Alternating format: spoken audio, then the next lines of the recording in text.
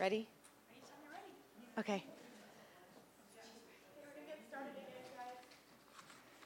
Hi, you guys. My name is Danielle Foushee. I don't think I know everybody because I took a summer off. So I want to thank you all for coming and for your feedback too. I'd like to start with a poem by Wendell Berry. It's called The Peace of Wild Things. When despair for the world grows in me, and I wake in the night at the least sound, in fear of what my life and my children's lives may be, I go and lie down where the wood drake rests in his beauty on the water, and the great heron feeds. I come into the peace of wild things, who do not tax their lives with forethought of grief. I come into the presence of still water, and I feel above me the day-blind stars waiting with their light. For a time, I rest in the grace of the world and am free. So I just want to start by saying that my presentation is a little bit informal in that one of the big issues for me is making art accessible and using art to improve the lives of everyday citizens. So my work is not intended to be viewed in a gallery setting. It's intended to be, in many ways, stumbled upon by someone in a park, someone walking down the street. And so when I talk about my work, I want to try to talk about it in a similar kind of way that is accessible. One of the important things to me is this idea of nature, and Edward Wilson is a Harvard biologist who coined this term biophilia, which literally means love of life. And all of his work surrounds itself with our human innate need to connect with other life forms, whether it's plants, animals, the sunshine, and he says that our existence depends on this relationship with other creatures and other life forms, and that hope rises on its currents. In addition, Richard Louv is a writer who talks about the nature deficit disorder that he believes that people in contemporary society are afflicted with, and that we don't have enough interaction with nature. We spend too much time on our phones. We spend too much time worrying about what we're going to have for dinner and where we're going to eat and what kind of car we're going to drive and who said what about whom and am I making enough money and did my kids get to school on time and all that stuff. And he says, when truly present in nature, we use all our senses at the same time, which is the optimal state of learning. And there's a study in the U.S. Forest Service that shows that people who spend only 20 minutes in nature suddenly have far more attention span. Their mind is more accepting of new ideas. They're able to synthesize information better and learn better. There are schools that take place outside, and they've showed that those students have less behavioral issues and less stress and less problems learning when they're outside. The other interesting tidbit that Richard Louv brings up is that people who have a relationship with nature have a sense of awareness that others don't have. And the example that he gave was the soldiers in Iraq. They noticed that some soldiers were much, much better at detecting where IUDs were going to be on the street. Like they just had a sixth sense for knowing where the bombs were going to be. And so the military decided they were going to do a study to figure out, like, why is it that some soldiers innately just know where the bombs are and other soldiers have no idea? And it turned out that the soldiers that were better at detecting these things were more aware of their surroundings because they grew up in nature. So these soldiers had grown up playing in the woods. They grew up hunting. They grew up hiking and spending time outside. Whereas the other soldiers that didn't have that ability spent most of their time indoors growing up on watching TV or playing video games. And so there really are tangible benefits to having that connection with nature. And so I want to show you just a few pieces that I've done kind of in a personal way. These are personal responses to my being in nature. So they're not necessarily meant to be experienced by others. They're just kind of my explorations and sketching in terms of what I'm experiencing in nature at a particular time. And this is in a lava field in New Mexico this summer. And it was, I think it must have been 106 degrees outside, and it was probably like 3 o'clock in the afternoon. So it was brutal. And my friend's sneakers melted. And all I could think, I wanted to make something, and all I could think of was I needed to make a shelter, like a shade shelter. There was nowhere to even be in the shade in this place.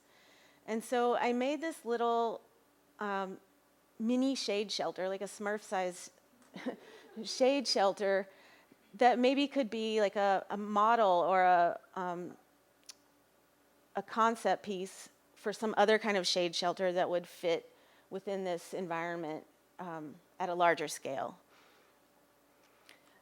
This, also in New Mexico, is White Sands National Monument. It's a stunning place. It was the same time of year. It was so hot outside, but this gypsum sand is cool. I walked around barefoot on it. You go to the beach and you walk around barefoot on the sand on the Atlantic coast, for example, it's hot. You can't walk around barefoot on that sand in the summertime. This was like, it was like an ice bath in the heat of the summer. But also this sand like absorbed all the sound. And it was just all these different shadows and light, and then this rainbow came, and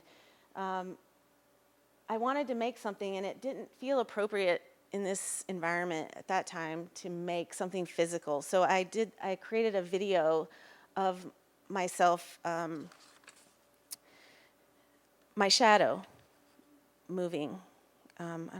Is it gonna work? It's in slow motion, and so the shadow just kind of dances on the sand. This one you guys might have seen. This one was at Leland Ironworks. Again, just responding to the space itself and the feeling, the kind of emotional response to a place, and creating this floating kind of sensation. Another past piece where I was looking at, this is in the Sierra Nevada near Yosemite, looking at ways to create a drawing using nature as a partner. And then building a monument to the apple. Since I live in Seattle, in Washington, the state is known for is their apples. And the apple, Johnny Appleseed, was a pioneer who traveled with apples across the country, and he was ahead of all the pioneers, and he would plant orchards along the way, so that when pioneers arrived in their new town, there would already be an orchard there to provide them with their alcoholic beverages. So I thought it would be a nice monument to that pioneering spirit. So all of that stuff is kind of what I'm doing in the background, like those are kind of my sketching ideas and thinking about how I'm going to respond to things. But what I'm really interested in is creating public art and providing a sense of inspiration, delight, to regular people as they're moving about their daily lives. They're getting on the train, they're rushing from here to there, and suddenly they see this thing that stops them in their tracks and gives them a moment of respite. And so there's a guy, Robert Ulrich, who's an architecture professor, and he's spent his whole life researching how environmental design can affect people's perceptions of their own health. And when an environment is considered, the person receiving that environment has a better experience. And they may not know how to articulate it, but they know that they feel better. And his work is really structured around hospitals, but I think that it can expand beyond the hospital walls into everyday life. And this is my very first public art piece that I did in the town that I live in. It's 100 revolutions around a tree. It's just flagging tape and nails, and I just circled around the tree a bazillion times, and then to take it apart, I had to go back the opposite way. And so it was just about knowing my neighborhood and talking to the people who came by while I was building it, them thinking I was insane. And then this is a piece I did this summer for Carkeek Park in Seattle. It's right on the shore of the Puget Sound. It's made from ABS plumbing pipe and spray paint. The theme of the exhibition was propagation. And so I used this idea of the bubbles and connecting with the water that it was situated next to, and wanted to connect that with the public as they were. You can see the parking lot is on the other side of it, and then the water is, like, from your perspective, the water is on that side. But I had so many kids come by and just freak out about how much they loved it. And that made me happy. About, I guess, 3/4 of the way through the exhibition, some riffraff came by and ripped the top of the wave off. But that's, I think that's pretty common with public art, that you can kind of expect stuff to happen and gotta go fix it. And this exhibition was for 4 months, so it got taken down in November. And then this piece at Amazon in South Lake Union in Seattle was with Shunpike, a nonprofit that works with artists. And my proposal was that I would spend all this time walking around and really getting to know South Lake Union neighborhood. And it's the neighborhood where Amazon is basically taking over. So there's a lot of shifting dynamics going on. But what I noticed when I was walking around was that they're building in lots of little plazas for people to rest and sit and just enjoy being outside. And so there's this kind of conduit to nature. And then there's also a lot of other public art in the neighborhood. So there's temporary public art in that neighborhood, and also permanent public art pieces. So at first I wanted to make this map of everything I found interesting about South Lake Union, and it was just going to be completely covered up in dots. So I narrowed it down just to the places where people could rest or people could see art. And so all the Amazon workers, they're walking by, they're worried about their lunch, they're gossiping about each other, or whatever it is that they're doing. I made this as bright as I possibly could so that I could really get the attention of passersby. I made the text as large as possible. It's 5 feet tall and 15 feet wide. And all of the the little black dots are actually three-dimensional map pins. They're huge. The ball on the end of the pin is about 3 inches in diameter, and they stick out maybe like 8 inches from the wall. And each one has a little flag hanging down that tells you like what's at that spot. So hopefully it would get the people who are in that neighborhood to actually look at their neighborhood in a different way. And simultaneously, while I'm working on those projects, I'm also working on this really intense road trip that I did to look at public art, look at landscape, and look at ways that different towns are engaging with public art. And so this is a map of all the places that I went. There were 5 separate trips. Some of them you can see like they don't attach to Seattle. Those were, I flew there and then went from there. But then there were 2 big long road trips, and I think at a minimum we went 10,000 miles in the truck. It was probably more than that. So it was really intense and really inspiring, and this is what I'm super excited about telling you guys about, because I have tons of pictures, and the reason that I want to show you so many pictures is because I want you to really get the sense that I saw a lot of public art. And it wasn't easy to do. So when I first started this project, this road trip project, I had the one question in mind. This was the question that I started with. How can public artwork provide citizens with a conduit to nature? Scratch the 2. And so that's just where I started. But now looking back on the whole thing, there's like way more questions and way more exciting stuff than just this.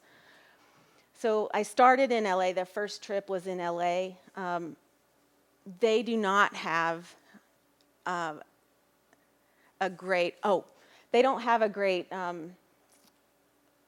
guide to show people how to get around and see the public art. So it's basically you're on your own. You just find it. So that's what we did. It was kind of like a urban hike scavenger hunt. And then we went to the Mojave National Preserve and spent a weekend looking at the desert. That's my dog, Kala. She's awesome. And then I went, you guys may have heard of the Art and Bio Collective. I went with them to the Chihuahuan Desert, and we captured all these critters in the desert. The horned lizard, tarantulas. There was one guy there who was obsessed with the tarantulas. White Sands National Monument. I went twice. This was the only place I went twice on the whole trip. The first time I went with them, and the second time I went with my family, and that's my dog Mojo. And this is biophilia in a dog. Like the sun was setting, and he just sat down, and he was still, and he looked out over the sunset. It was like the most stunning sight. And this leads into, what role does socioeconomics play into whether a town has art at all, and what kind of art it supports?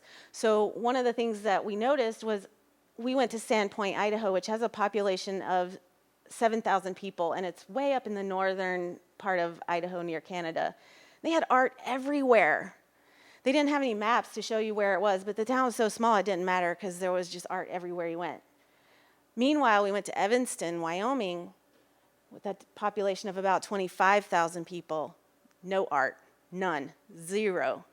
The only art that was there was the drawing I made of a pickup truck while we were getting our oil changed. So it was really interesting to me, like, to figure, and Sandpoint is kind of a resort place, and Evanston isn't. So I started wondering, like, what is it about the economics of a place? This is Coeur d'Alene. Coeur d'Alene was one of the only places that had great maps and information about how to find their art and where it is in their town. Every town has to have an eagle.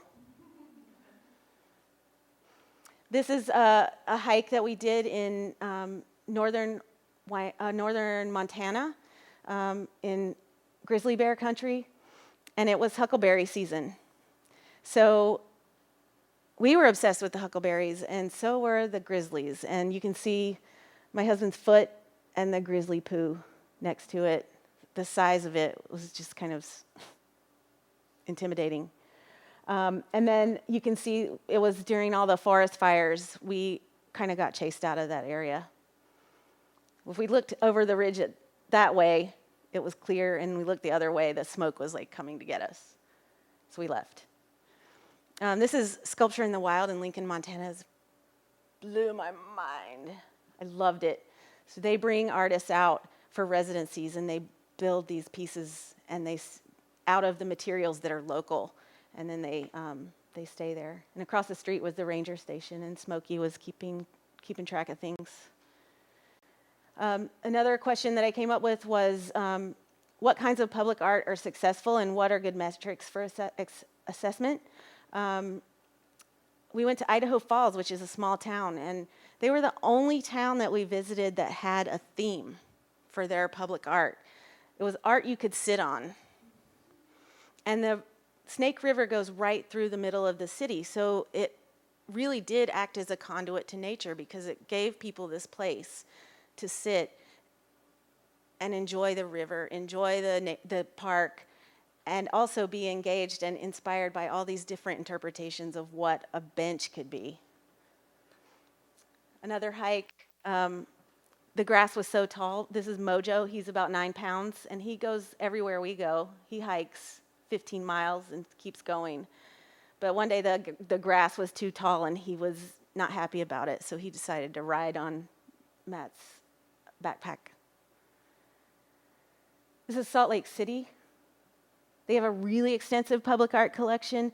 They try really hard to make it, to map it and everything, but their maps are impractical in actual use. Murals. And I started to notice a difference between what the murals are like and what the sculptures are like as well. So while we were in Utah, we had to do the obligatory spiral jetty, sun tunnels. People give the spiral jetty so much press, but and so much admiration, but the sun tunnels were just sublime.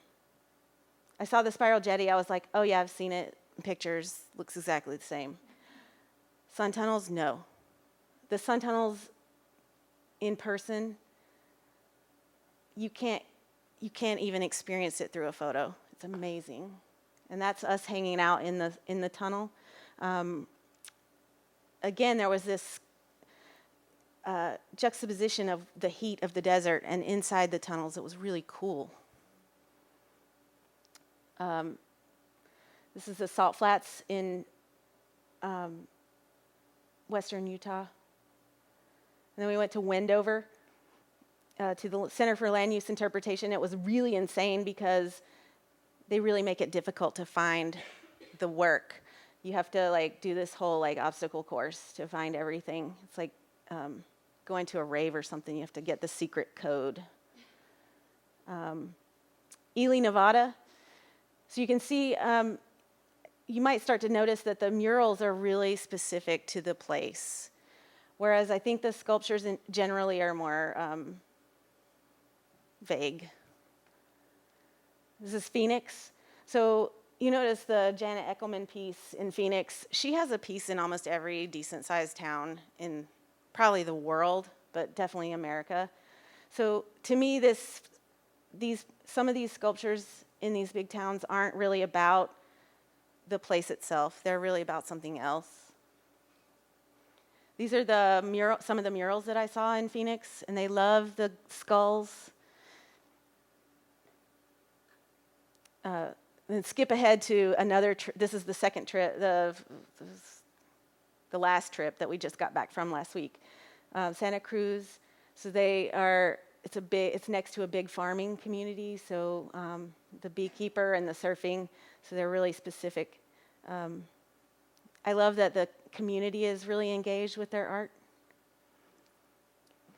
Salinas, California blew my mind because they have this pristine collection of WPA art that they have kept over the decades, and it hasn't gotten destroyed.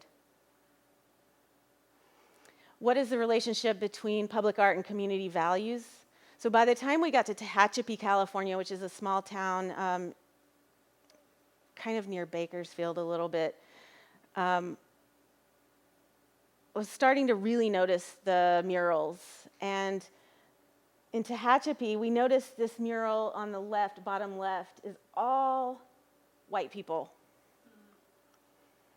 And each white person is labeled by their name.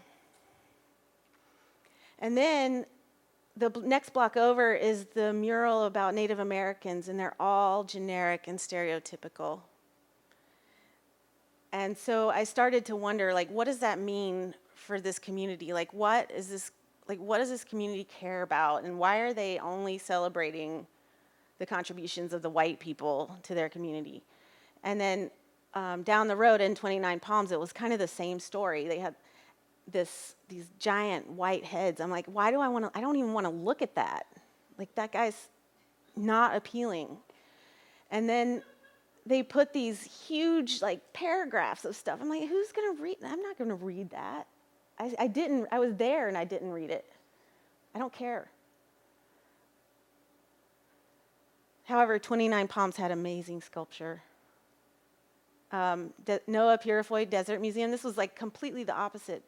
The artists who are doing self-directed work in these desert places are more expressive. The murals and things that are coming from the city itself are much different. High desert test sites. The artists come in and do these like interventions in the landscape, and I was really struck by how much more interested I was in this spine of rock that was just naturally there. Blythe and Taglios, these are 2,000-year-old drawings in the dirt. And you can see this is an of what that see it from the sky.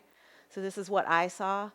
The Native Americans tapped all the rocks down to get that, and it stayed. Like, I don't understand how it stayed for 2,000 years. We looked at tons of rock art. These places are really hard to get to and hard to find because they don't really publicize it too much. Tucson.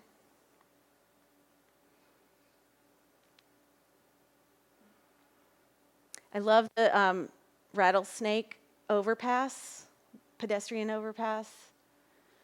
It rattles when you come out the other end. Las Cruces, New Mexico, I was shocked when I just walked up to this silhouette sculpture.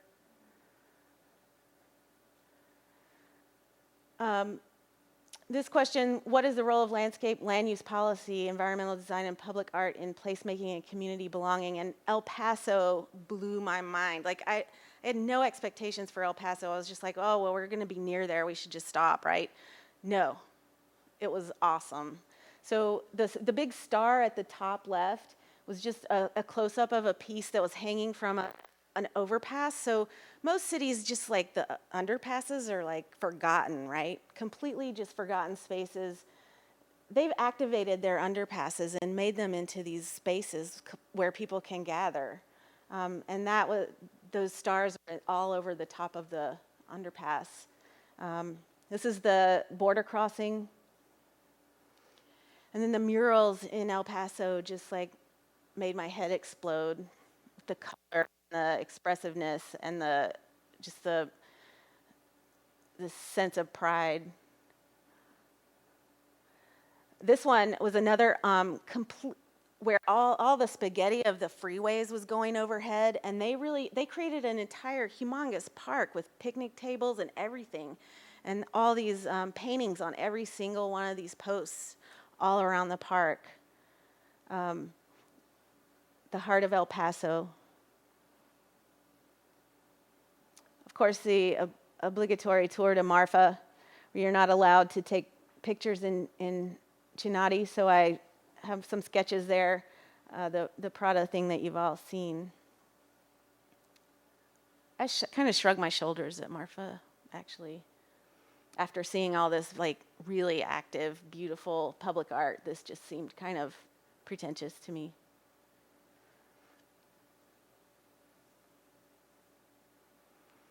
Truth or Consequences, New Mexico. Stopping in places that we didn't even know existed. Gallup, New Mexico was amazing. Really strong Native American heritage there. This whole mural about preserving the Navajo way of life. And then my last question is, why are most cities doing such a poor job of making their collections easily accessible to the public? Most of the time, it was a scavenger hunt for every single thing we saw. Flagstaff and Coeur d'Alene were the only two places that had usable maps to find the art. And then we went to see these ruins, huge, gorgeous. And then we spent the last few days in Escalante National Monument and looked at pictographs, climbed in some really narrow slot canyons. We had a stalker who you can see up at the top. We named him Bump. He's about the same size as Kala, our dog, so we were pretty alert. So one of the main things that I noticed was and I mentioned this earlier, the relationship between the sculpture and the murals and this idea of local and global. I think the murals, I think all of the pieces that I saw would fit on this kind of XY axis somewhere. But in general, I think that the murals are more directed at the local community, and the sculpture seemed to be more of a nod to kind of a bigger conversation. So projects that I'm working on, I'm working on an Out West field guide of color, so I collected color swatches throughout this whole trip. And I'm not exactly sure what I'm going to do with this yet, but I'm obsessed with color, and I know that there's something in here that resonates. Another piece that I'm working on is a walk through Seattle that will delineate the water line when the sea level rises. So in the year 2100, a lot of South Seattle will be underwater. So I want to lead a big walk highlighting that new shoreline. And then this piece I'm working on for Bellevue, Washington, is going to be in downtown Bellevue. So I won this commission to create kind of this umbrella of color so that when the sun shines, it will cast colorful shadows all over the people below. And that leads straight into the project I'm hoping to do for my thesis. Well, it's getting done no matter what. This is the canopy of color, and it uses similar ideas as the Bellevue piece. I won this commission to create 3 large 20-foot steel trees in a park right on a big, super busy intersection in Meridian, Idaho, which is a suburb of Boise. So these are all the things that I'm currently trying to juggle, in addition to what's the creative thing what is it gonna look like? So this is my engineer. I had to work with an engineer to create the drawings so that the steel fabricator can build it to the specifications of the city's permit guy and the inspectors. I have to get every step of the way. I have to get it inspected for structure and stability. I've been trying to get samples of different kinds of acrylic materials to see what happens when the sun shines through. You can see the top is Lumicore plastic, which is probably 5 times more expensive than the cheap stuff at the bottom. And I'm probably going to have to go with the cheap stuff, which makes me really upset. And this is the scale model that I made for the proposal process.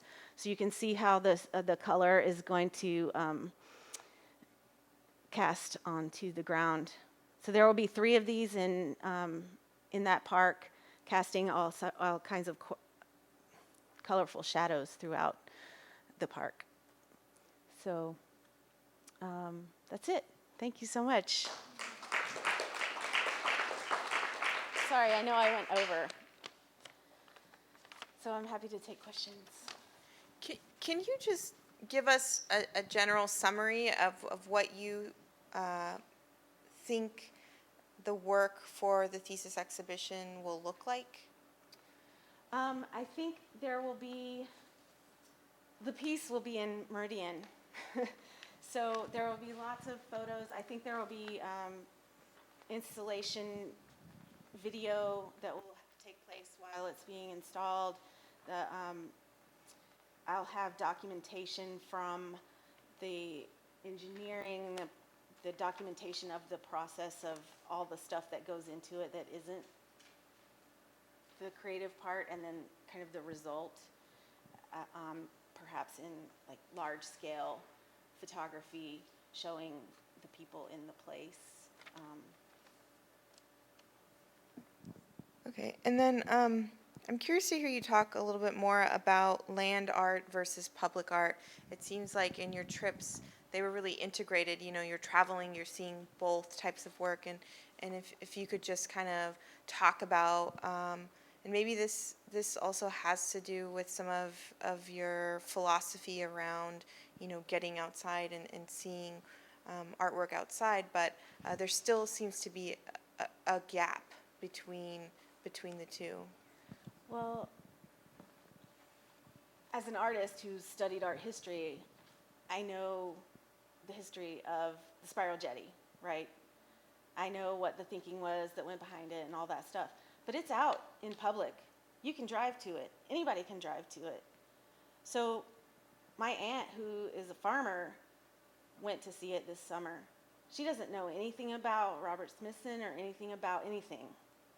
So she comes to it from the same perspective that she might show up and see any other public art piece. And so I think that in that sense, it's not that different from public art. That people just come upon it and they have their reaction to it. I think land art is public.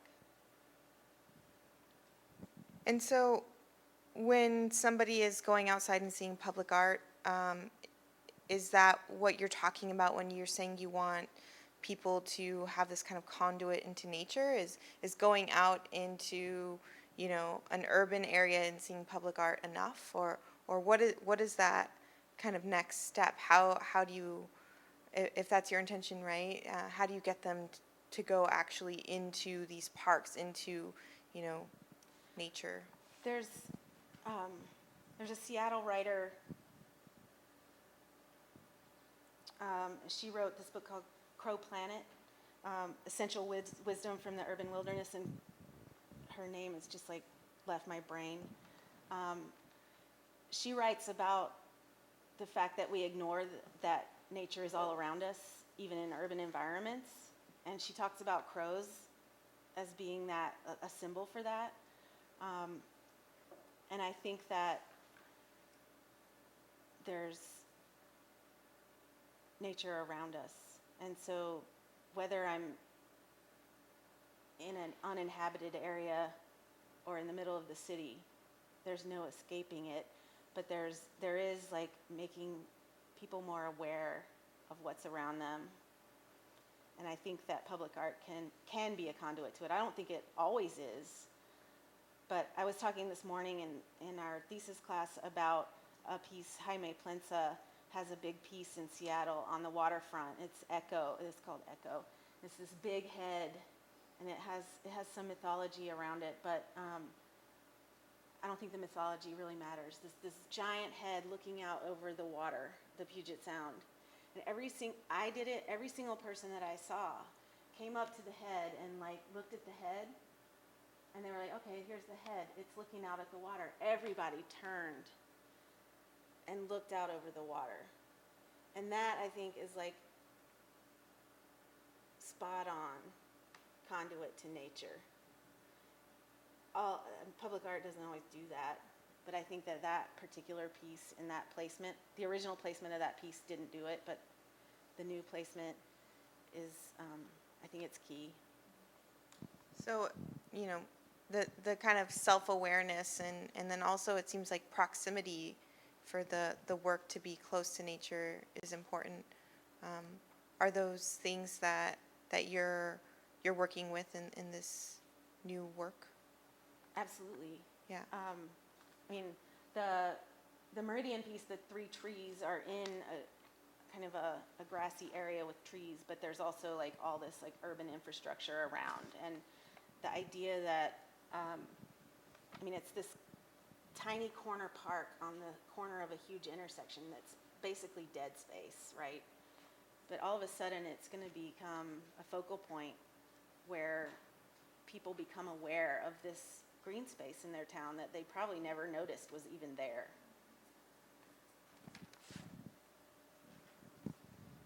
Thanks. So thinking about that, it seems like, I mean, there's always this dichotomy with public art where it's a balance between accessibility and the potential to be provocative.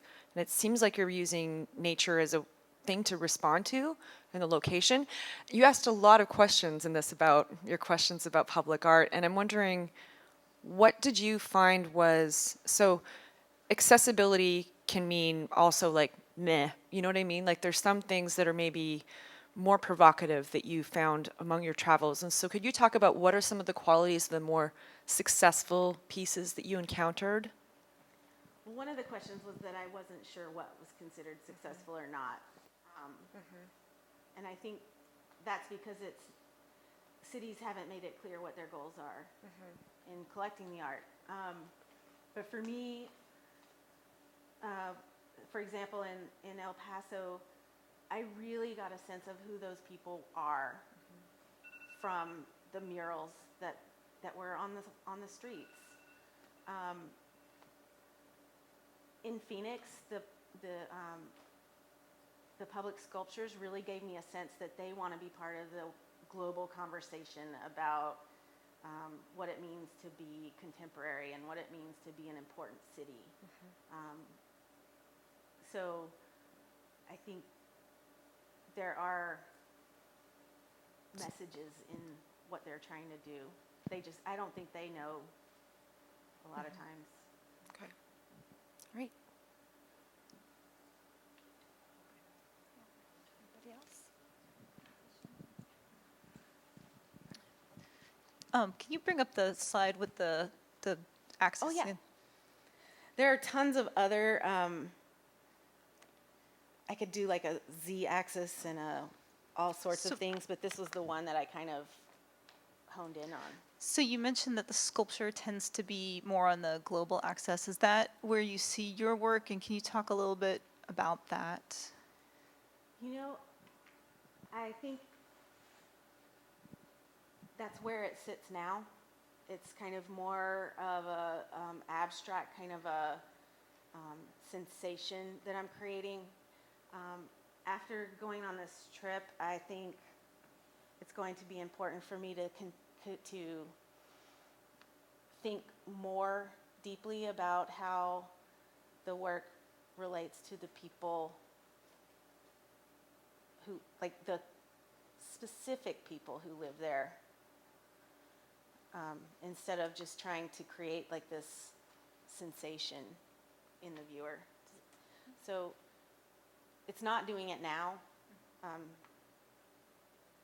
but that's one of the things that I'm coming to after having been on this trip.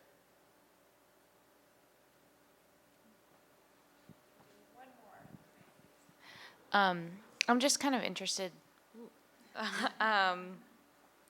in kind of your the characteristics of when you say nature that you want people to kind of be confronted with. I was just noticing like a theme of kind of like rest or respite, and like enjoyment that you that you used, and just kind of wondering if that's where you want to stay.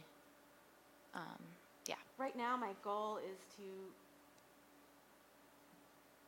bring people closer to a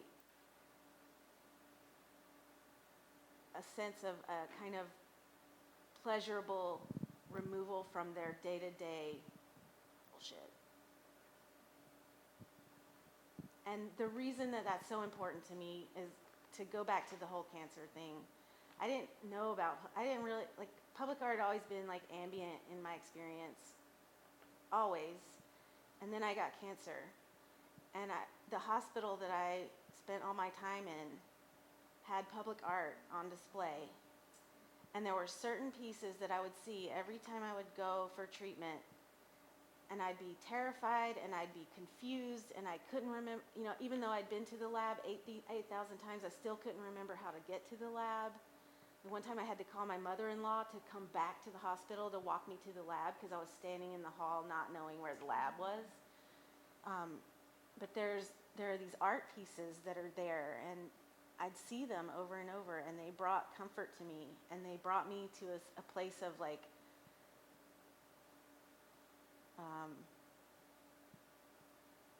not like I didn't have problems, but like it's okay. Whatever is happening to me is okay, And so that's kind of like if I could like have the most successful art piece, that would be what I would provide to someone. Thanks.